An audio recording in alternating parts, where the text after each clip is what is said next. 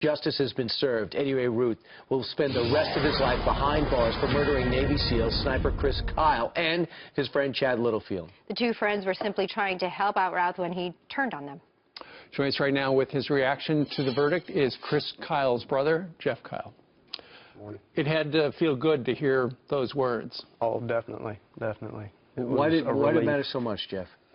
Well, just for the simple fact that, you know, this idiot murdered my brother and Chad, and now he's going to spend the rest of his life paying for it. Mm-hmm. There were so many infuriated by the fact that PTSD could have been used as an excuse in this case for those brutal murders. Marcus Luttrell was on the network yesterday and said that it's not a straight line to commit murder. I want you to hear what he had to say, Jeff. First of all, having PTSD is not a straight line to commit murder. It's not a straight line to do anything breaking the law. Because if it is, you're saying if I cop to having PTSD, I can go out and slap somebody around all I want, and then when the cops show up, I claim I'm a veteran and I got PTSD. That's not how that works. Seems like common sense, but that's really what the defense was trying to put forward as truth. Right, right. You know, because there's so many things that led up to that.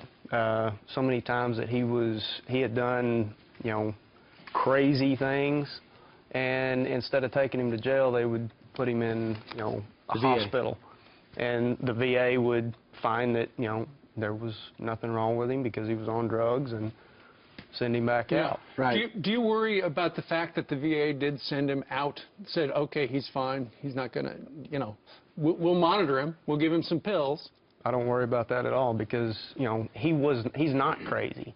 He was just always hopped up on drugs, so, you know, that's not crazy. How would you explain what your family's gone through since this murder took place? I mean, in one sense, the highest grossing movie that we can remember maybe in our lifetimes.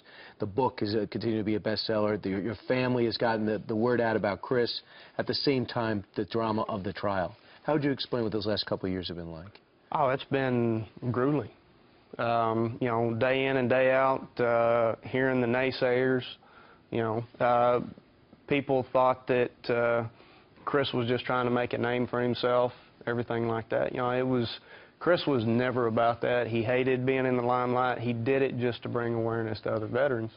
You know, and I think our biggest thing is, you know, the trial was labeled the American Sniper Trial. Right. Well, yeah, Chris was in that, but so was Chad, you know, and it's not just about Chris, it's about both of them. Sure. Two good guys that lost their lives. And the father Chad's father was very powerful in the victim impact statement where he looked right at Eddie Ray Routh and said, you didn't even know my son's name when you murdered him.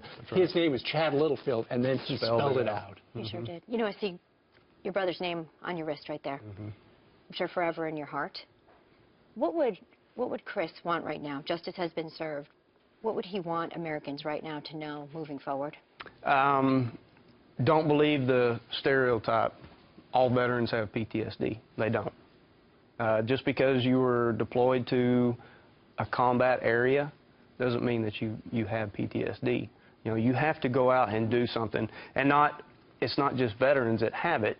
You know, it's anybody. Civilians can have it, you know, traumatic car accident. Sure. You know, everybody can have a form of PTS, but it doesn't give you the right to, you know, people with true legitimate PTSD don't go out and do, you know, idiotic things. Yes. They deal with it. Do you wish, Jeff, that the government would have gone after the death penalty rather than simply life in prison with no chance of parole? You know, of course I'd like the guy dead right now. But, you know, it's... From what we understand is, you know, we'd still be going through the trial right now, probably still be going through jury selection if it was for the death penalty. I know you had a special relationship, watched the movie, read the book, and you were not portrayed correctly in the movie. I mean, that did not happen on the tarmac, and everyone says, who knows Jeff? And we're just getting to know you now. You're as tough and you've fought as valiantly as anybody. But in the big picture, what happens? How tough has this been for Taya and the kids? How have the kids been shielded from this, or have they? I know everybody tries to keep them, you know, away from everything as much as possible. You know, I'm sure they see it. You know, they know about it. They're very bright kids. You know, but we try not to bring them into anything to where they're subjected to any kind of negativity around it. So, you know, they know what their dad was all about. They know what the family's all about. And, you know, that's how they live. Did you hear from the movie people after the verdict?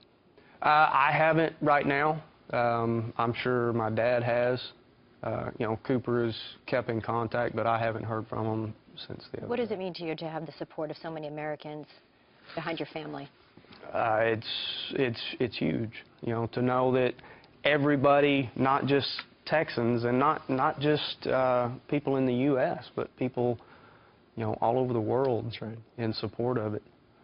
Well, we know you've had a really big week. Jeff, we thank you very much for coming to New York to talk to us today. Well, thank y'all for having me. And the door's always open, and I can teach you how to navigate these streets, because I know it's a little different from where you're from. All right, Jeff? Very different. All right, thanks a lot. you. Great to see you. You too. Jeff.